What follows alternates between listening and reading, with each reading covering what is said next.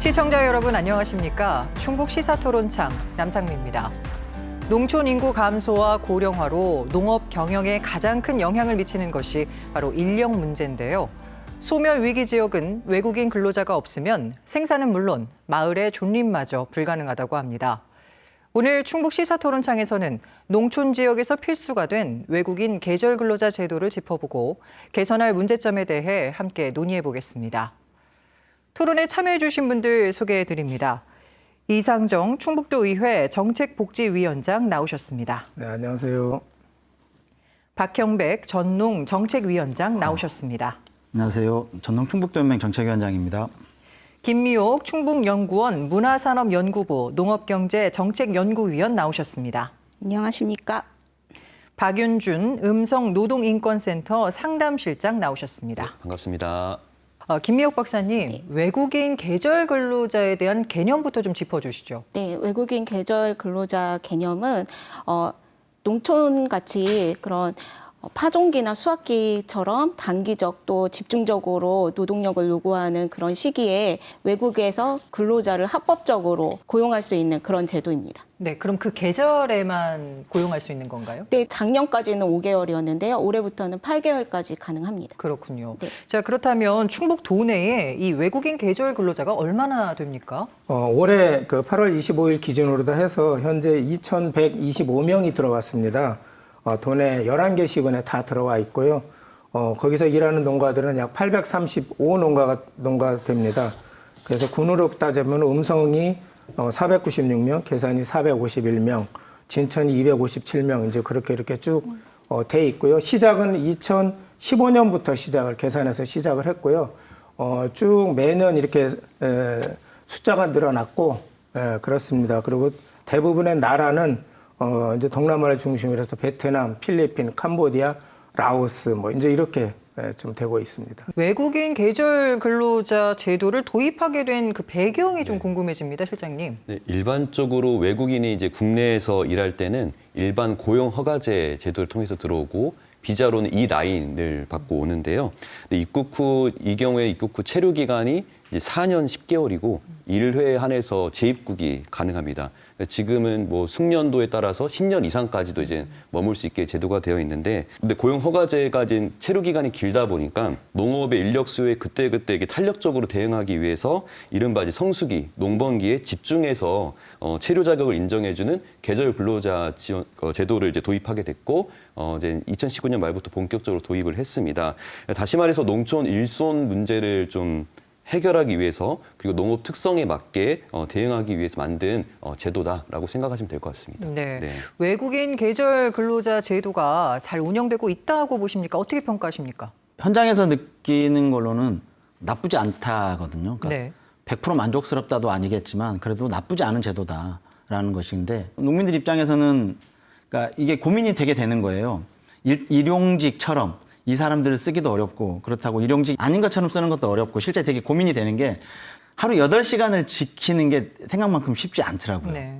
일을 하면 어떤 날은 10시간 일하고 어떤 날은 5시간 일하고, 왜 일의 특성상 저희가 이제 일의 특성상 그렇게 될 때가 되게 많거든요.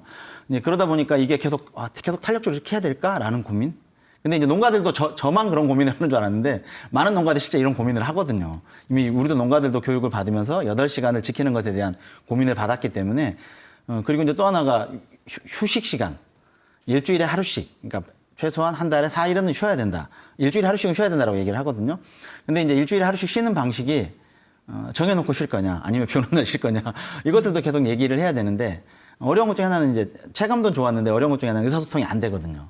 그러다 보니까 이걸 자세하고 섬세하게 얘기하기가 되게 어려웠다는 거예요. 그런 부분 빼놓고는 농가들 입장에서는 대부분의 경우는 지금 이제 제가 이제 직접 쓰면서도 그랬었고, 다른 사람들도 만족도는 되게 높다. 이렇게 좀 평가를 하고 싶습니다. 알겠습니다. 자, 지금부터는 외국인 계절 근로자 제도에 대해 본격적으로 알아보겠습니다. 김미옥 박사님, 현재 어떻게 추진되고 있습니까? 네, 일단 지자체에서 이 외국인 근로자를 얼마나 농가에서 필요로 하는지 수요조사를 하게 됩니다. 그러면 그 수요조사 결과를 중앙으로 보내서 중앙에서 이제 배정심사협의회에 이제 할당을 지역별로 할당을 하는 과정을 거치고, 그 할당된 그 명수만큼 지자체에 이제 배정이 되고 지자체에서는 이제 원하는 농가를 선정을 해서 그 농가가 직접적으로 이제 계약을 하는 그런 형식으로 진행이 됐고요. 작년부터 공공형 계절 근로자 제도를 시행하고 있습니다. 이 제도는 이제 기존의 농가에서 그 근로자와 계약을 하는 방식에서 조금 바꿔가지고 농협에서 근로자랑 이제 계약을 하고 농가에 파견하는 형식으로 진행이 되고 있습니다. 그리고 앞서 말씀을 드렸지만 조금 많이 바뀐 점 중에 하나가 기존에는 이제 최대 5개월까지만 이제 체류할 수 있었는데 최대 8개월까지 이제 체류가 가능하게 됐습니다. 네, 알겠습니다. 자, 이번에는 외국인 계절 근로자 제도의 장점에 대해 짚어보도록 하겠습니다. 네 분 모두에게 들을 텐데요. 일단 이 위원장님부터 해주실까요? 네, 어쨌든 장점은 아까도 이제 말씀드렸지만 인력을 구할 수 있다는 거죠. 안정적으로 구할 수 있다. 사실은 이제 그동안에는 인력이 없어가지고 농사 규모도 막 줄이고 과수원도 줄이고 뭐 하우스도 줄이고 뭐 이제 그렇게 했는데 이제 그 농가들 특히 이제 대농가들이 계절 근로자들을 하고 이렇게 같이 안정적으로 한 3일 농가당 2명, 3명씩 이렇게 하게 되면서 좀 그 부분에 대해서 좀 숨통이 트여서 이제 규모를 늘리고 그래서 어쨌든 경영이나 경제적인 도움을 줬다. 이제 그 부분은 핵심적인 장점일 것 같습니다. 네, 박 위원장님. 인력이 없어서 일을 못하는 경우도 되게 많았거든요. 그리고 농사 일이라고 하는 게 딱 시간이 대부분 정해져 있거든요. 언제까지 뭘 해야 된다. 이런 것들이 대부분 눈앞에 딱 보이는데 인력이 없을 때는 이걸 하고 싶어도 할 수가 없거든요. 근데 이제 좋은 점은 그거를 대부분 해낼 수 있다는 것이 가장 좋았던 것 같고요. 또 하나는 아까 얘기하시는 것처럼 그 인건비 상승을 실제 억제하는 효과가 있었어요. 지역적으로 보면. 왜냐하면 제가 지금 농사 경력 한 20년 좀 넘었는데 처음 시작할 때 예를 들면 제가 이제 과수원을 하면 적과하고 봉지 싸는 인건비가 3만 원이 넘질 않았거든요. 뭐 2만 몇천 원에서 시작해서 지금은 제일 비싸게 줬을 때 13만 원까지 저희가 이게 인건비를 지급을 했어요. 근데 그런 부분에서 보면 실제로는 그 코로나가 끝나고 계절형 근로자가 많이 들어오면서는 이렇게 인건비가 올라가는 구조가 약간 좀 떨어졌어요. 속도가 떨어졌다 그러죠. 뭐 1년에 5천 원, 만 원씩 오르던 구조에서 작년 대비 올해 동결 아니면 작년보다 올해 5천 원 정도 인하되는 뭐 이런 효과들이 있었기 때문에 실제 농가들에게는 어찌됐든 이런 효과들이 경제적인 효과들이 좀 직접적으로 나타났다 이렇게 좀 생각할 수 있습니다. 그리고 실장님. 네, 작년에 제가 그 안호영 국회의원실에서 낸 그 외국인 계절 근로자 제도 현황과 개선 방안이라는 어떤 연구 조사를 봤는데 흥미롭더라고요. 그래서 보면은 농가들이 오히려 내국인보다 외국인을 더 선호한다라는 응답이 좀 있었고, 그리고 농촌 인력이 또 보면은 고령화돼 있고 노동 강도가 또 약하지가 않잖아요. 그러다 그에 비해서 농촌 일자리는 이제 또 계속 고령화되다 보니까 젊은 외국인 노동자가 와서 일하는 게 더 좋다라고 이제 응답하는 걸 보면서 이게 확실히 좀 수요에는 맞아 떨어지는 부분이 있구나라는 걸 봤습니다. 네, 공통적으로 장점에 대한 의견들이 모아졌습니다. 그럼 반대로 이 제도에 대해 개선할 점, 또 보완할 점이 있다면 어떤 것들이 있는지 박사님 말씀해 주시죠.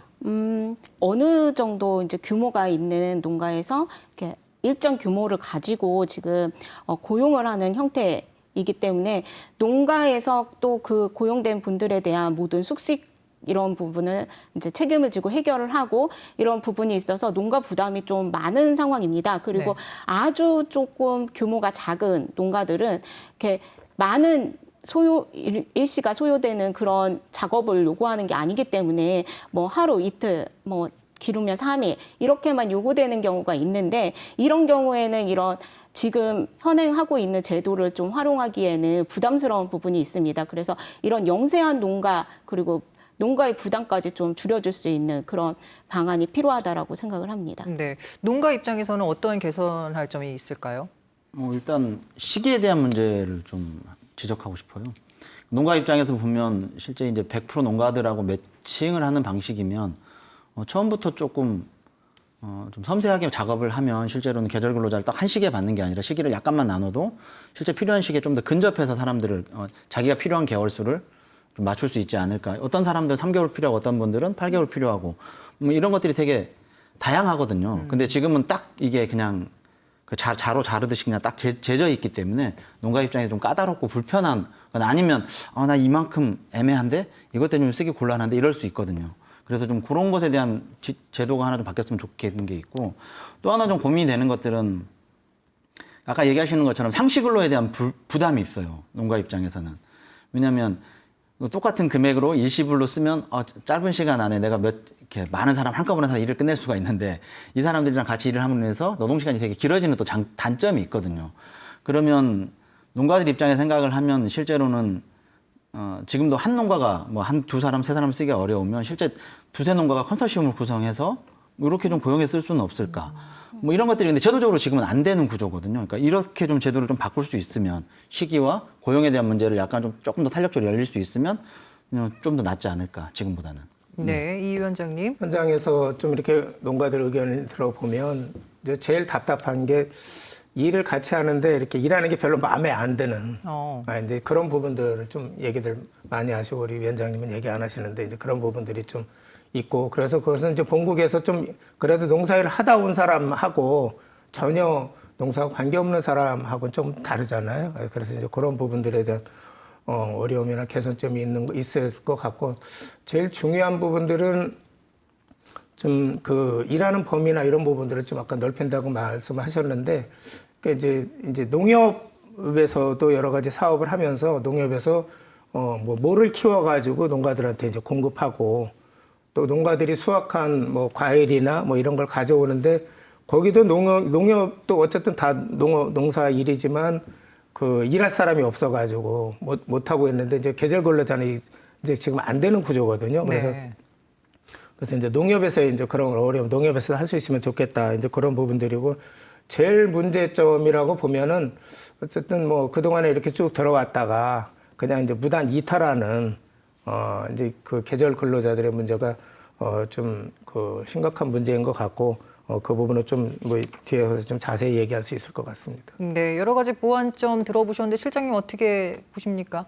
현행 계절 근로자 제도가 이런 체류 시기나 취업 장소를 엄격하게 제한을 하면서 반대로 취업할 자유라든지 이동할 자유, 이런 인권을 보장되고 있지 않은 실정입니다. 그래서 이런 이유에서 상당히 사실 인종차별적이고 불평등한 제도임은 분명한 것 같습니다. 그래서 제가 제안하는 바는 사실 이런 이직을 하거나, 사실 농가도 일이 없고 노동자도 떠나고 싶을 때 그런 것들이 사실 이동을 하면 곧바로 범죄화 되는데, 그러지 않고 이동할 권리를 보장하고 안정적인 일자리를 보장하는 방식으로 좀 개선될 필요가 있겠다, 말씀드리고 싶습니다. 외국인 계절 근로자의 이탈자 문제가 계속 언급되고 있습니다. 지난해 전라북도는 30%가, 또 강원도 인제는 무려 89%가 이탈하면서 지자체마다 몸살을 앓고 있는데요. 외국인 계절 근로자가 이탈하는 원인 어디에 있다고 보십니까, 이 위원장님? 뭐 저는 간단하다고 생각이 됩니다. 외국에서 들어오는 사람들이 사실 돈 벌러 온 거거든요. 무리하게 뭐 그쪽도 대부분 어려운 나라에서 돈을 모으고 또 뭐 거의 빚을 얻어가지고 이렇게 왔는데, 지금 이제 농가당 이제 농가에서 월 한 200만 원 정도, 201만 원 그 정도 현금을 받고 있어요. 그리고 나머지 이제 숙식비는 농가 부담으로 이렇게 하고 있는데, 5개월이라면 대략 한 1,000만 원 정도 수입이 되는 거잖아요. 근데 이제 들어온 사람들 얘기를 들어보면 들어올 때 이리저리 뭐 비행기 값 또 뭐 이리저리 이렇게 돈 들어온 게 340만 원 정도, 그 얘기를 많이 하더라고요. 예. 그러면은 실제 들어온 비용 빼고서 한 650만 원 뭐 이제 그 정도 될 텐데, 또 여기서 쓰는 비용이 있을 테고, 그래서 이제 그런 부분들이 좀 마음에 안 드는 거죠. 자기 원래 욕구에 안 차고. 더구나 이제 그동안은 올해는 이제 5개월이었지만 작년까지 3개월이었습니다. 그러니까는 실제 와서 재미가 없는 거죠. 그러다 보니까 이제 이탈하고, 이탈해서는 뭐 불법으로 있으면 기한에 상관없이 기본 요새는 한 250 이상씩 받고 있으니까. 네. 그래서 어쨌든 그런 부분들에 대한 욕구를 해결하는 부분들이 제일 문제다. 라고 이렇게 생각할 수 있습니다. 예, 이 비용 문제에 관련하고 그 외에도 혹시 이탈하는 이유가 뭐라고 보십니까? 일단은 뭐 이주 노동자라고 해서 다르지 않습니다. 내국인과 비슷하고요. 일이 힘들고 처우가 안 좋고, 그리고 다 그 국가별로 이렇게 네트워킹이 또 돼 있어가지고 어느 일자리가 좋다더라 이런 정보들을 다 소통을 하거든요. 그래서 거기에 따라서 나는 좀 더 나은 일자리를 가고 싶다 하면은, 사실 내국인도 의뢰 그렇듯이 이주 노동자들도 이제 그런 경우가 있는데 이제 그거를 사실 이 법률 제도 한에서는 이탈자라고 이제 분류해서 저는 좀 그 부분이 마음에 안 들긴 하는데 왜냐면 인권적이지 않은 부분이 있기 때문에 그런 면이 있고요. 그리고 이제 근골격계 질환이나 이런 것들이 생겨요. 그러면 병원도 가고 치료하고 충분히 회복할 수 있어야 되는데 그런 것들이 잘 보장되지 않는 경우가 좀 있고 그리고 문화적인 이유나 종교적인 이유, 그런 차이에서 오는 특히 뭐 식문화도 실제로 그게 어렵게 여기시는 분들이 많거든요. 그래서 그런 것 때문에 또 그러니까 이직을 원하시는 경우가 있죠. 네. 예. 혹시 농가에서 직접 이탈자를 보신 적이 있으신가요? 이탈자는 못 봤는데 예. 오자마자 일하기 싫다고 가는 친구는 봤어요. 아, 왔다가 일이 너무 힘들다. 한 3일 일하더니 나 가겠다 이래 가더라고요. 그리고 이제 주인 입장에서는 또 어떤 친구들은 일을 같이 일을 하는데 일을 안 해요. 그러니까 며칠 같이 일하더니 도저히 같이 일 못 하겠다고 주인이 손들고 내보내는 경우도. 그런 경우도 네. 있군요. 자, 그렇다면은 이 이탈자를 줄이기 위해서 어떤 대책들이 좀 필요해 보입니까? 이게 어쨌든 그 사람 관계잖아요. 예, 농가하고 이제 외국인 노동자들하고의 관계인데 이런 부분들에 대해서 서로 어려운 조건이지만 서로 이렇게 잘 맞춰주고 또 존중해주고 또 이해하고 그리고 좀 최대한도로 좀 이 외국인 노동자들에 대해서 배려하는 이런 부분들 그리고 또 거기에 대해서 행정이나 특히 이제 요새 이제 올해부터 시작한 것이 이제 공공형 계절 근로자라고 해서 농가에서 고용하는 방식이 아니라 농협에서 고용하는 방식으로 처음 시작을 했는데 이제 그러면서는 좀 여러 가지 숙소 문제도 좀 더 안정화되고 그리고 인건비 지급 문제도 좀 더 이렇게 안정화되고 그래서 좀 더 이렇게 낮아지는 그런 부분들이 있어서 그 부분은 좀 어려운 문제이기는 하지만 여러 가지 대책들을 차근차근 마련하면서는 해결하기가 방법은 좀 있지 않을까 그렇게 생각을 하고 있습니다. 박사님. 네, 저는 이제 뭐 금전적인 그런 부분도 물론 중요하지만 이분들이 한국에 와가지고 이 계절 근로자를 이제 고용이 되면서 어떤 이점을 다른 부분에서 어떤 이점을 가져갈 수 있을까 이 부분을 많이 고민을 해봤습니다. 그래서 보면은 고용 허가제로 오신 장기간 조금 있으신 분들은 각종 교육의 혜택을 받을 수 있더라고요. 그러니까 한국어 교육도 받을 수 있고 뭐 여러 가지 뭐 직장 문화나 이런 교육들이 들어가는데 아무래도 단기로 오신다 보니까 이런 부분에서는 이제 혜택을 얻지 못하는 경우가 많아서 물론 지자체별로 하시는 그런 지자체도 있지만 안 하는 경우가 많아서 이런 뭔가 금전적인 거 외에도 이분들이 본국에 돌아가셔서 활용할 수 있는 기술이라든가 아니면 한국어 교육 같은 거를 조금 받게 하면 좋지 않을까 이렇게 생각을 합니다. 네, 실장님도 의견 있으십니까? 네, 저는 이제 이런 통제 위주의 어떤 이탈 방지책 이런 것들은 아시겠지만 계속 부작용을 낳아요. 계속 불법 고용을 만성화시키고 이런 점이 있기 때문에 저는 어쨌든 외국인 노동자가 계속해서 그 사업장이 서로 조건이 안 맞거나 이럴 때는 어느 정도 합의하에 바꿔서 이직을 해도 취업을 계속 이어갈 수 있도록 좀 유연하게 좀 제도를 바꿀 필요가 있고 그게 또 보다 인권적인 측면에서도 좀 그 인권을 보장하는 측면이라고 생각이 들기 때문에 그런 식으로 좀 개선했으면 좋겠다 이런 짧게 말씀드리겠습니다. 네. 네. 자, 실제로 농가에서는 외국인 계절 근로자들이 작업에 미숙하고 또 초반에 좀 어려움을 겪고 있는 상황이잖아요. 그래서 그 좀 약간 초기 교육이랄까요? 사전 교육성 필요성을 이야기하고 있는데 이것은 또 어떻게 생각하시는지요? 이 사람들이 길게 일할 거면 인턴처럼 그렇게 일하는 게 맞는데 실제 일하는 기간이 4개월, 5개월, 6개월 뭐 이런 수준인데 여기에 초기 인턴처럼 뭔가를 해야 된다 이렇게 얘기하는 것은 좀 오바스럽지 않을까라는 개인적인 생각이고요. 개인적으로 반대로 얘기하면 저는 좀 그렇게 하고 싶은 거죠. 작년에 왔던 친구들이 올해 또 오잖아요. 근데 이 친구들을 예를 들면 농가가 똑같은 농가로 가는 상황이 반복된다면 굳이 이런 걸 얘기할 필요가 없거든요.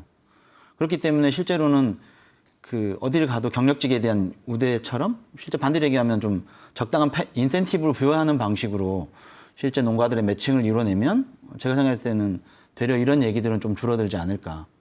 그러니까 지금은 다 전혀 새로운 친구들이 올해 왔던 친구들이 다른 농가로 가고 다른 농가에 왔던 친구들이 또 나한테 오기 때문에 실제 이런 일들이 계속 반복될 수밖에 없지 않을까 얘기로 보면. 그러니까 이걸 조금 더 구조를 좀 바꾸는 하나의 작업이 좀 필요해 보이고요. 그러려고 하면 적당한 인센티브로 실제 경력직에 대한 우대 뭐 이런 것들이 좀 하나 필요해 보이는 것이 좀 있어요. 그리고 그 초창기 어쩔 수 없지 않느냐라는 것이죠. 그래서 아까 얘기하시는 우리 이 의원님 얘기하시는 것처럼 그 농사 짓는 친구들이 일을 제일 잘해요. 농사일은 해보면 그러니까 도시 근로자였던 친구들보다는 실제 그 나라에서 농사를 짓던 친구들이 와서 보면 농사일은 되게 잘해요. 성실하기도 하고. 그래서 좀 그런 부분에서는 실제 좀 그 농업 경력직에 대한 그 나라에서 농업 경력직에 대해서 어느 정도 좀 인정하는 과정들 이것도 좀 필요하지 않을까 예상을 해봅니다. 네. 저희도 이제 도에서도 그렇고 시군에서도 이제 그 해외 교류 사업들을 하고 있잖아요. 자치단체하고 하고 정부들하고 이렇게 하고 있어서 그런 측면에서 보면 이제 계절 근로자들은 제도는 앞으로 계속 저희는 확대할 수밖에 없고 또 그럴 필요성은 다 공감한다라고 본다면 이게 이제 지금은 전체적으로 어쨌든 초반기라고 보고요. 이게 이제 앞으로 개선을 계속해 나가야 되는데 그런 부분들에서 좀 중요한 부분들은 자치단체나 또 아까 얘기한 이제 농협에서 현지에 가서 이 그 개별 이제 노동자들을 이제 신청 받고 예. 면담하고 뭐 이런 부분들을 좀 같이 하면은 좀 거기 가서 좀 신뢰가 좀 낮지 않을까. 지금은 거의 다 대부분 그냥 그 공항에서 딱 들어오면은 받는 방식이거든요. 받아서 그 다음부터 일 시키고 그러면서 어쨌든 이제 말도 안 통하고 또 거기에 대해서 책임지는 사람들도 이렇게 책임지는 그 이제 방법이나 이런 부분들도 좀 약하고. 예. 그래서 행정적인 노력을 좀 훨씬 더 할 필요가 있지 않겠나. 그래야지 이 사업은 좀 더 장기적으로 될 수 있지 않겠나. 이제 그렇게 생각합니다. 알겠습니다. 시장님. 네, 그 이주 노동자 정책의 어떤 공통된 문제인데요. 아까 이탈자 문제 말씀드렸듯이 가장 먼저 이주 노동자를 쉽게 이탈자나 뭐 불법 체류자 이런 식의 그 범죄화하는 제도를 손봐야 할 것 같고 이런 점에서 이제 짧은 기간 체류만 허용하는 계절 근로자 제도는 근본적인 한계가 있다. 그리고 앞서 하신 것처럼 이게 농가에는 부담이 되고 이주 노동자 입장에서 좀 억압 이 있는 그런 제도인 것 같아요. 그래서 그런 부분에서 좀 개선이 필요해 보이고 농가의 부담을 덜기 위해서는 사실 정부나 지자체가 나서서 이런 노동 환경이나 주거 환경 문제 그리고 이제 그 최근에 괴산 노동자가 폭염 속에서 일하다가 이제 사망한 사건이 있었는데 그런 보건 의료 시스템 문제를 좀 마련하는데 정부와 지자체가 나섰으면 좋겠다. 그리고 이제 다양한 언어와 문화를 가진 사람들이 단지 이제 사업장 안에만 있는 게 농장 안에만 있는 게 아니라 지역에서도 같이 또 생활을 하는 거잖아요. 그래서 지역 내에서 같이 공존할 수 있도록 좀 여러 매개를 마련할 필요가 있겠다. 뭐 대표적으로 음성군 같은 경우는 외국인이 지역에서 생활하는데 좀 적응할 수 있게 그런 그 음성 생활 가이드북 이런 것들을 각 나라 언어로 이제 번역을 해가지고 배포를 하고 있고 이런 것들이 이제 이주민과 선주민 간의 관계로 공존할 수 있는 그런 사회를 만드는 데 좀 이바지하지 않을까 싶습니다. 잠깐 언급을 해주셨습니다만 외국인 근로자가 폭염 속에 사망하는 일이 있었습니다. 이렇게 폭염 속에 야외에서 활동을 하다 보면 당연히 위험에 노출될 수밖에 없을 텐데요. 현재 이 외국인 계절 근로자들이 처해 있는 어려움 그리고 개선해야 할 문제점이 있다면 좀 짚어주시죠. 농가 입장에서 한번 보실까요? 저희도 뜨거울 때 일 안 하잖아요. 비 맞고 일 안 하고. 실제 그러니까 같이 일하는 친구들을 그렇게 대하면 되거든요. 내 일하듯이. 농가 입장에서 그렇게 해야 되는데 이게 아까 제가 처음에 말씀드렸듯이 8시간을 해야 된다라는 생각이 있어요. 그러다 보니까 어떻게 하든지 간에 8시간 안에 이거를 넣으려고 하다 보면 실제로는 좀 무리할 수밖에 없지 않을까. 그러니까 차라리 그러니까 뭐 아침에 시작하는 시간을 좀 당기고 충분하게 휴식을 하고 오후 늦게 일을 시작하는 뭐 이런 형태로 얘기를 하면 좋은데 문제는 언어가 안 통하잖아요. 그러니까 이걸 설명하기가 너무 어려워요. 할 수 있는 게 결국 구글 번역기밖에 없거든요. 그러면 구글 번역기가 길어지면 번역이 잘 안 돼요. 한국어도. 그러다 보니까 실제는 단어와 단어를 놓고 설명하다 보니까 이 친구들이 설명하는 게 되게 어려운 거죠. 농가 입장에서는 의도하지는 않잖아요. 그러니까 의도한 사고가 아니기 때문에 뭐 그렇긴 한데 이게 지금도 똑같다고 저는 생각을 하거든요. 그런 부분에서는 실제 오는 나라들의 그 언어를 통역하는 서비스를 행정에서 좀 더 적극적으로 해줘야 된다는 거죠. 그래야지 농가가 뭐 어려운 일이 생겼을 때 그런 서비스나 도움을 받아서 쉽게 접할 수 있어야 되는데 지금은 그게 생각보다 쉽진 않아요. 전화해서 막상 이렇게 업무 시간 아니면 또 전화하기도 불편하기도 하고 실제 농가들은 일하는 시간은 6시에 시작하는데 9시 돼갖고 전화해야 되잖아요. 그러니까 좀 어려운 지점들이 있다는 거죠. 그래서 뭐 이런 게 좀 하나 필요해 보이고요. 그리고 위험에 노출돼 있는 건 외국인 노동자만 위험에 노출되지 않거든요. 농민들도 똑같이 위험에 노출됩니다. 같이 일하거든요. 그 옆에서. 그러니까 좀 이렇기 때문에 이거는 실제로는 뭐 농가들과 그다음 행정관청이 계속 좀 앞으로 논의를 해봐야 된다는 거예요. 어떻게 탄력적으로 이걸 이용할 수 있을지에 대해서. 네, 위원장님. 네, 계절 근로자를 농촌 현장에서 일하는 부분들하고 실제로 산업 현장, 뭐 제조업이나 이제 그 건설 현장에서 일하는 거를 똑같이 이렇게 딱 똑같은 그 기준으로 보는 부분들이 과연 이것이 좀 맞느냐라는 이제 그런 부분들은 좀 있는 것 같아요. 그래서 이제 중앙 차원에서도 이 농축산 부분에 대해서 일하는 부분들은 원래 또 일하는 패턴이 다르니까 공장에서 일하는 거하고 다르니까 거기에 대한 좀 차별성이나 특수성을 좀 인정해주는 방식으로 좀 있는 거로 좀 알고 있거든요. 그래서 그런 측면에서 봤을 때 어쨌든 그런 부분들이 뭐 다들 이제 현장에서 이러는 부분들 말씀하시는데 이제 그런 부분들이 좀 특수성이 좀 반영되고 또 서로 간에 좀 애초에 계약 단계에서부터 그런 부분들을 서로 충분히 교육하고 하면서 좀 조절이 되면은 좀 더 낫지 않을까 그런 생각이 좀 듭니다. 알겠습니다. 박사님. 네, 저도 그 박형백 위원장님 말씀에 굉장히 많이 공감이 됐는데요.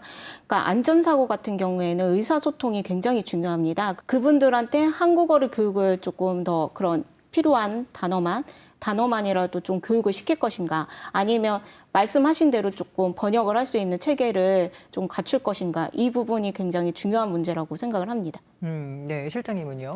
네, 사실은 이게 산업안전보건법에 따르면 사실 우리나라 노동법 자체가 이 의원이 말씀하신 것처럼 이게 농업을 특정화해서 만든 게 아니라 보통 공업, 산업화된 그 공장을 중심으로 이제 만들어지다 보니까 이게 딱 맞지는 않아요. 근데 어쨌든 산안법에 보면 작업 중지권이라는 게 있거든요. 그러니까 산업재해가 발생하고 같으면 작업을 중지할 수 있는 권리를 노동자한테 부여한 것입니다. 네. 근데 이게 작업 중지권이 잘 작동되지 않아요. 어떤 경우에는 작업 중지권을 작동시켰다고 발동시켰다고 이제 문제가 되기도 하고요. 또 어떤 경우에는 산재가 발생했는데 왜 작업 중지권 발동 안 했냐고 노동자를 뭐라고 하는 경우도 있거든요. 근데 이걸 이제 농촌 기후위기 시대, 이런 지구 온난화 시대의 농촌의 상황에 비추어 보면 이런 무더위나 이런 정말 계절 변동성이 심해지고 일하다가 정말 신체적으로 힘들 수가 있잖아요. 그때 좀 작업을 멈추고 싶다라는 의사소통이 원활해야 되는데 말씀하셨던 것처럼 언어적인 문제도 분명히 있지만 실제로 어쨌든 고용주와 피고용인 입장에서 일을 하기 때문에 그런 얘기가 또 원활하게 잘 안 되는 경우도 있어요. 그래서 뭔가 힘들다, 좀 쉬고 싶다 했을 때 뭔가 뭐 건강 상태, 너 건강 왜 이렇게 약하냐, 엄살 부리지 마라, 이런 식으로 대하지 않도록 제도적으로 좀 보완할 필요가 있겠다. 그래서 뭐 딱 정해서 어느 기온 일정 조건이 되면 작업을 딱 중단할 수 있게 그걸 또 요구하는 것이 당연하게끔 좀 문화도 바뀌어야 되고 제도도 바뀌어야 될 것 같습니다. 자, 외국인 계절 근로자 제도를 잘 활용하고 있는 벤치마킹 사례가 있다면 좀 짚어주시죠. 주변에 좀 얘기를 들어봤는데, 이렇게 이제 5개월 하고서 8월 초에 갈 때 이제 그동안에 이제 너무 일을 잘해줘가지고 하우스 일 같은 경우 너무 일을 잘해줘서 정말 이제 고마운 마음이 있어가지고 가기 전날 이렇게 선물을 같이 가서 이렇게 좀 이렇게 많이 사주고 뭐 또 정말 이렇게 마음이 우러져서 뭐 계약에는 없는 거지만 뭐 비행기 값도 끊어주고 비행기표도 끊어주고 또 용돈도 좀 더 주고 그래서 내년에 꼭 와라 뭐 이제 그런 얘기들을 좀 들었어요. 그리고 또 그렇게 해서 가는 외국인 노동자도 내년에 꼭 올 테니까 자기를 불러달라. 그리고 그 동안에 이제 있던 옷까지 있잖아요. 뭐 네. 이제 소소한 짐 같은 경우는 그냥 박스에 포장해가지고 놔두고 내년에 가져가겠다. 이제 이런 부분들이 있는 거는 이제 상당히 좀 중요한 거라고 보고요. 이제 그런 부분들이 하나하나 축적이 돼서 이게 어쨌든 어려운 부분들, 문제되는 부분들을 내년에는 안 나타나게 뭐 이제 이렇게 할 수 있는 그런 방법들이 좀 있지 않을까 이런 생각이 됩니다. 혹시 다른 나라의 사례가 있을까요?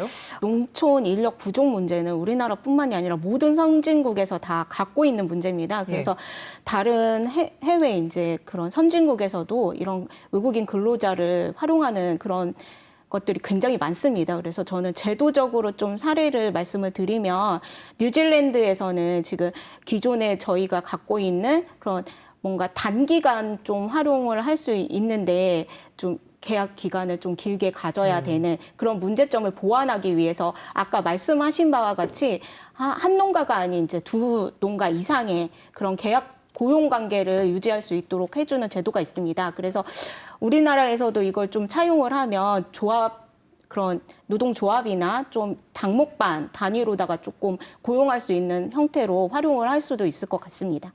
자, 외국인 계절 근로자 앞으로도 잘 활용을 해야 할 텐데요. 어떤 방향으로 나아가면 좋을지 또 개선해야 될 점은 무엇이 있는지 네 분에게 모두 듣겠습니다. 먼저 이 위원장님. 네. 그 전체 예를 들어서 한 40-50명의 노동자들을 숙소를 책임져야 되는데 그 부분들이 좀 만만치 않은 이제 그런 문제가 좀 있고 그래서 어떻게든 주변에 이제 우리 충북을 보면은 뭐 삶 휴양림에서 이렇게 거주하는 방식인데 그 주변에 주민들이 외국인들에 대한 뭐 혐오나 이런 생각들이 있어가지고 또 뭐 반대하고 민원내는 이제 그런 부분들이 있는데 그런 부분들은 어쨌든 제가 처음에 이제 외국인들을 우리가 이제 동반자로 받아들여야 된다. 현실적으로 우리가 필요했기 때문에 온 사람들이니까. 네. 그래서 외국인들에 대한 어쨌든 인식 개선 이제 그런 부분도 좀 필요하지 않을까라고 보고요. 또 한 가지는 아까 이제 그 외국에서 들어오는 과정에서 우리 이제 지자체 공무원이 외국에 나가서 좀 관리하는 데려오는 방식. 또 역으로 또 그러면 외국에서 그 현지 공무원이 여기 국내에 와서 관리를 하면은 뭐 몇십 명, 몇백 명 정도 이렇게 관리하는 그런 방식으로 되면 문제가 훨씬 더 쉬워지지 않을까. 그런 생각들이 좀 듭니다. 네, 박형배 위원장님은 어떻게 생각하십니까? 저는 개인적으로는 좀 모으는 것에 대해서는 좀 별로 좋아하지 않거든요. 모아보면 이게 왜냐하면 농가들마다 다 실제로는 작업 환경도 다르고 뭐도 다르고 이런데 결국 모아진 친구들이 농가들을 다 비교하더라고요. 그래서 실제로는 그 어느 농가는 안 좋아, 아예 앞으로 가고 싶지 않아 이런 얘기들을 자연스럽게 나온다는 거죠. 근데 농가들 입장에서는 이게 되게 좋기도 하고 불편하거든요. 그리고 아까 그 처음에 얘기하시는 것처럼 왜 젊은 외국인들을 쓸까? 나이가 들었지만 우리나라 사람들이 아니고 생각하면 똑같거든요. 우리말을 알아듣는 사람들은 품평을 하는 거죠. 일에 대해서 품평을 하고 농가에 대한 품평을 하는데 못 알아듣는 친구들이 이렇게 안 하거든요. 근데 이 친구들을 모으면 다 품평해요. 그러니까 농가들은 다 이걸 알아요. 체감을 하기 때문에 직접 부딪히니까. 실제로 그래서 저희 괴산에서도 올해 보면 그 이제 집이 없는 친구들이 있어요. 농가들인데 이렇게 그러면 숙소를 하나를 마련을 해서 시골 빈집을 하나를 렌트를 해서 이렇게 쓴 집이 있었어요. 그러면 농가가 거기에 새 농가가 한 숙소를 썼는데 여기도 힘들어요. 새 농가 쓰는데도 힘들더라고요. 새 농가들끼리 비교하거든요. 그래서 저는 좀 보면 실제적으로 보면 농가들이 아까 얘기하시는 것처럼 농가들이 두세 농가가 컨소시엄을 구성해서 실제 함께 구성을 하면 거의 일을 하는 게 되게 쉬운 구조가 되거든요. 그러니까 하나는 이렇게 돼야 되는 것 같고 실제 이런 농가들에게 숙소를 지금은 다 그냥 개별에게 맡기는 구조잖아요. 근데 안 되는 게 하우스, 컨테이너 이런 건 안 되거든요. 지금도. 근데 그게 아니라 예를 들면 컨테이너도 정말 집처럼 깨끗하게 꾸며진 컨테이너들이 있거든요. 숙소로 가능한 컨테이너들. 이런 것들을 좀 농가에 분양하는 방식으로 차라리 좀 이 관리들을 조금 다양하게 하는 것들이 좀 낫지 않을까 하는 생각을 해보고요. 하나는. 또 하나는 시기적의 문제. 이게 지자체에서 제가 올해도 예를 들면 저는 복숭아가 다 안 끝났어요. 수확이 한참일 때 이 외국인 친구들이 이렇게 본국으로 다시 돌아갔거든요. 네. 그러니까 이런 일이 반복되지 않으려고 하면 실제 좀 섬세하게 이게 일괄적으로 다 들어와서 나가는 방식이 아니라 농가에 맞추어서 아니면 농가와 품목들을 좀 엮어서 이런 기간을 좀 조정하는 것들이 좀 필요해 보인다. 그러려고 하면 지자체에서도 좀 노력을 좀 많이 해야 될 것 같아요. 그냥 들어와서 수요조사 받아서 그냥 배정하고 이런 것들이 아니라 실제 농가가 필요한 수요들을 좀 비슷하게 맞추는 과정들 이런 것들은 지자체가 좀 노력을 해야 되지 않을까라는 좀 생각을 해봅니다. 네. 말씀 이어받아서 저는 품평할 자유가 있어야 된다고 생각하거든요. 품평할 수 있어야죠. 그래야 농가 어디가 부족하고 일하다 다쳤는데 뭐가 문제가 있었고 저긴 좀 조심해야 되고 이런 게 있어야 어쨌든 왜냐하면 법과 제도가 그들을 온전히 보호해주지 않기 때문에 자구책을 마련하기 위해서라도 그런 정보의 공유나 이런 거 대단히 중요하다라고 생각이 드는데 우려스러운 건 이게 농가와 이주 노동자 간의 갈등으로 이렇게 번지지 않았으면 좋겠다. 근데 그 이유는 정부와 지자체가 책임지지 않기 때문이고 그리고 근본적으로 농촌 자체가 상당히 지금 경제적인 토대나 국가의 지원이 되게 열악하잖아요. 농가 소득이 부족한데 적은 소득 가지고 또 본인 일도 해야 되고 또 고용주로서 또 이주 노동자도 부려야 되고 그러니까 여러 삼중고, 이중고, 삼중고 속에 있는 것 같거든요. 그래서 이게 그런 식으로 갈등을 번지는 것에 대해서는 좀 우려스럽고 그렇지 않기 위해서는 어쨌든 우리 경제, 사회 경제의 토대가 되는 게 농업이잖아요. 그럼 이 농업 진흥을 어떻게 할 것인가, 이 농촌에 대한 비전을 우리는 갖고 있는가 이런 논의를 하지 않으면 더 이상 뭔가 근본적인 문제가 해결되지 않고서는 좀 아까 말씀 나왔던 그런 문제점들이 개선되기는 또 쉽지 않아 보인다 이런 말씀 꼭 드리고 싶습니다. 네, 박사님.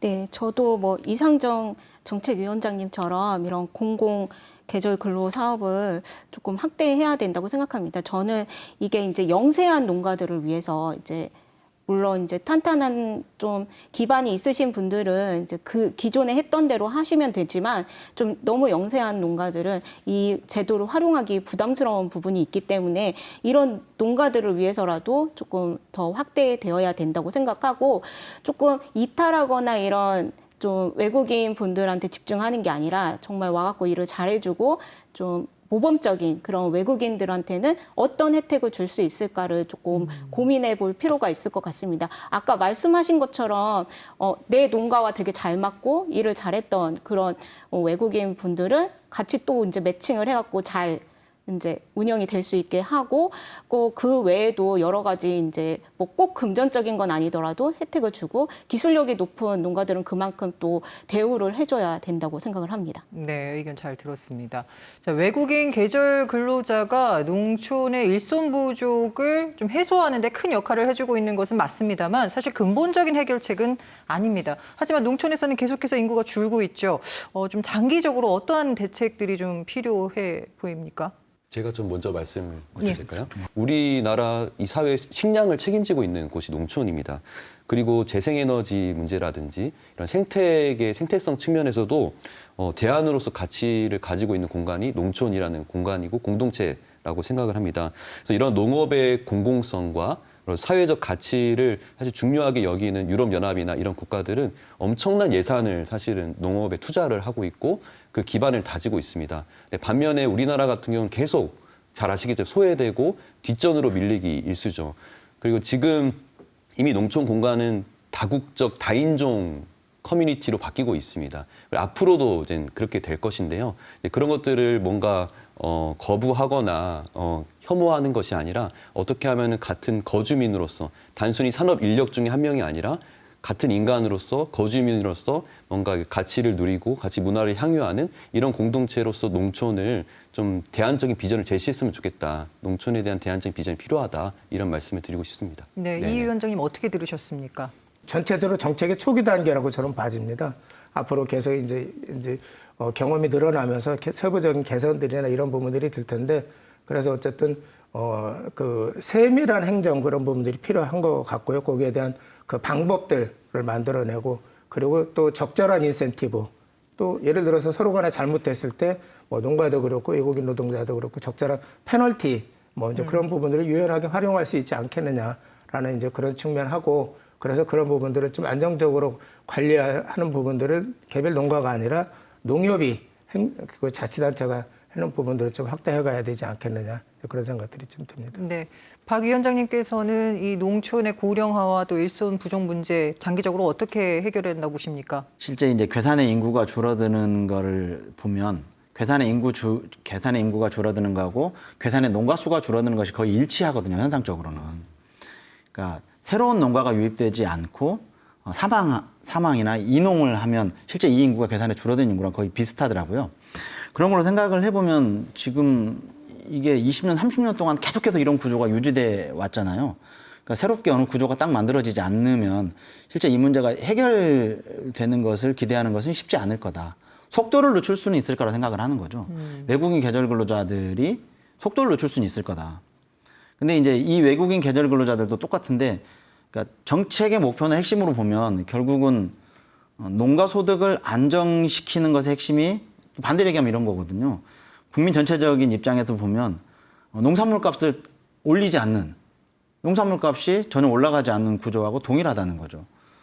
그러니까 이런 식으로 생각을 해보면 농가 소득은 실제로는 올라가지 않는 구조가 계속 지금 유지되는 것이 아닌가. 그러니까 이래서 실제로는 그냥 발등에 발등에 불만 살짝 계속 끄고 있는 형태로 지금 우리가 농업을 가고 있는 것은 아닐까라는 생각을 좀 해보는데요. 장기적인 과제로 보면 핵심은 이런 거여야 된다고 생각을 하는 거죠. 결국은 농사를 지어서 농민들 입장에서는 이게 생계가 유지가 돼야 되는 구조가 나와야 되거든요. 근데 지금 구조에서는 외국인 계절 근로자를 쓰는 가장 핵심적인 이유도 용농 규모를 키우는 거거든요. 유지하고 키우는 거. 젊은 농가들 입장일수록 특히 이제 용농 규모가 막 커져요. 저도 마찬가지이긴 한데 저도 이제 시골 가면 되게 젊거든요. 그러다 보니까 계속 규모를 키우는 구조로만 지금 돼 있어요. 그러니까 과연 이게 타당할지에 대한 실제로는 좀 물음표를 던져야 되는데 지금 정책적으로 그러지 못하고 있지 않을까라는 좀 생각을 해보면서 일단 저는 개인적으로 이렇게 생각을 합니다. 무조건 핵심 중에 하나는 결국은 농가 소득에 대한 문제를 계속 고민할 수밖에 없다. 그리고 여기에서 어느 정도의 해답을 내놓지 않는다면 이 문제는 요원할 수밖에 없다. 이렇게 생각을 합니다. 예. 박사님 어떻게 생각하십니까? 네, 저는 제가 연구를 하는 입장이라서 그런지 조금 상반되는 의견이 될 것 같은데요.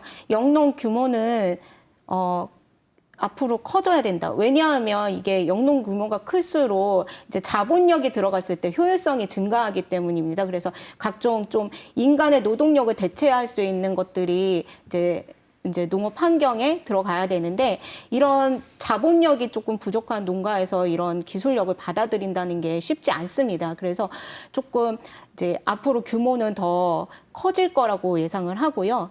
그리고 뭐 이와 더불어서 조금 이제 외국인 노동자 자체가 지금 저희가 코로나를 겪으면서 더 이게 외국인에게만 의존을 하면 쉽지 않은 구조가 되겠구나라고 발상을 전환을 하게 됐는데요. 그러면서 이제 좀 내국인을 어떻게 활용할 것인가 이것도 같이 고민을 해봐야 될 문제라고 생각을 합니다. 그래서 이제 도에서 이제 도시농부나 이런 제도를 활용을 하고 있는데요. 장기적으로는 이제 단기적으로 대안이 될 수 없을 수도 있지만 장기적으로는 이쪽 방향으로 계속 가야 되지 않을까 생각을 합니다. 자, 끝으로 마무리 발언 듣겠습니다. 못다한 말씀 그리고 하고 싶은 말씀 전해주시기 바랍니다. 먼저 박윤준 실장님. 네, 저는 오늘 이 토론을 하면서 정말 단일 정책의 문제만 갖고서 해결할 수 있는 문제가 아니구나. 이거는 근본적으로 아까 정책위원장님 말씀하셨던 것처럼 그리고 박사님 말씀하셨던 것처럼 농가 소득을 어떻게 보존할 것인가 그리고 농촌 소멸론 이런 얘기를 하고 있는데 그런 농촌 소멸론에 대항해서 어떤 우리 농촌의 비전을 우리가 같이 전 사회적으로 만들 수 있을까? 그리고 농업의 가치를 인정하는 그런 프로세스를 만들 수 있을까? 이런 고민을 더 하게 되는 것 같고요. 그래서 혹시나 다음에 또 이런 이주 노동과 농촌과 관련된 뭔가 토론회가 열린다면 당사자 이야기도 좀 들어보면 좀 더 입체적인 이야기를 나눌 수 있지 않을까 이런 생각을 해봤습니다. 네. 그리고 박 위원장님. 예, 저는 아까 제도를 얘기할 때 고민이 실제로는 지금은 다 지자체에서 100% 선발해서 오는 방식인 거잖아요. 꼭 그런 게 아니라 아까 그 결혼 이주민 얘기를 하셨는데 실제 결혼 이주민들과 농가들이 매칭을 하면 이분들을 중심으로 해서도 실제 커뮤니티들이 있거든요. 그래서 뭐 예를 들면 베트남, 필리핀 이런 데서도 좀 농업 노동으로 이게 길게 오는 게 아니라 단기 비자를 받아서 오는 거라고 생각을 하면 되려 좀 또 부담이 없을 수도 있거든요. 그리고 관리적인 측면에서는 서로 좀 쉬울 수도 있고 인간적인 관계를 맺고 있는 사람들이 있기 때문에 좀 이런 좀 생각을 해봤습니다. 그래서 그거까지도 좀 포함해서 제도 안으로 좀 들어오는 것들에 대한 고민 해봅니다. 네, 박사님. 네, 저는 이제 어쨌거나 이런 제도를 실시하면 단점들을 많이 생각을 하고 이탈하시는 분들에 대한 그런 어떻게 하면 이 이탈자를 줄일까 이런 조금 부정적인 생각을 많이 하게 되는데 알고 보면 이제 한국에 와갖고 농촌의 현장에서 열심히 일하시는 분들이 훨씬 많은 거거든요. 예. 그래서 이런 열심히 성실히 일하시는 외국인 근로자 분들한테 조금 그 공도 인정해주고 감사하는 마음을 좀 갖는 그런 계기가 됐으면 합니다. 네. 네. 우리 이제 동반자일 수밖에 없다. 같이 살 수밖에 없다. 뭐 원하든 원하지 않든 이제 그렇게 가고 있는 것이고 그래서 사회적으로 필요한 부분들이 외국인 노동자들에 대한 좀 인식을 좀 개선할 필요가 있지 않나라고 생각이 되고요. 대부분 이제 부정적인 생각들을 많이 하고 계시는데 이제 현장에서 보면 저희 뭐 음성 같은 경우 금왕에서는 외국인 노동자들이 주기적으로 시내 청소를 거리 청소를 하고 또 본인들이 외국 이제 한글 교육을 무료로 다 받고 그러는 과정에서 자기들이 그러면 자발적으로 돈을 걷어가지고 예를 들어서 뭐 음성 금왕읍 같은 경우에 100만 원씩 불우이웃 돕기 성금을 내고 그랬거든요. 그래서 이제 그런 부분들이 있다라는 것으로 보시고 그래서 외국인들에 대한 생각들이나 이런 부분들 좀 바꿔주셨으면 좋겠다. 이제 그런 말씀을 드리고 오늘 여러 가지 좋은 얘기들 많이 나온 것 같고요. 대단히 그 기절 근로자 제도는 앞으로도 계속 확대될 수밖에 없다. 그래야지 우리가 농사를 지니까 이제 그런 측면에서 봐서 이제 중요한 내용들이 나온 것 같고요. 저희 도에서 오늘 얘기 나온 거 좀 적극적으로 더 이렇게 반영하고 하고 또 중앙에 필요한 부분들 건의해서 앞으로 계절 근로자 제도가 확대됐으면 좋겠다. 그런 쪽으로 노력하겠습니다. 네. 자, 오늘 토론에 참여해주신 네 분 고맙습니다. 외국인 계절 근로자는 매년 늘고 있지만 이들을 관리, 감독하는 지자체의 인력은 턱없이 부족한 상황인데요. 오늘 문제점으로 지적된 부분이 보강되기 위해선 관리체계 강화를 위한 전문 인력 양성 등 현실적인 대책이 필요해 보입니다. 충북 시사토론창 여기서 마칩니다. 시청해주신 여러분 고맙습니다.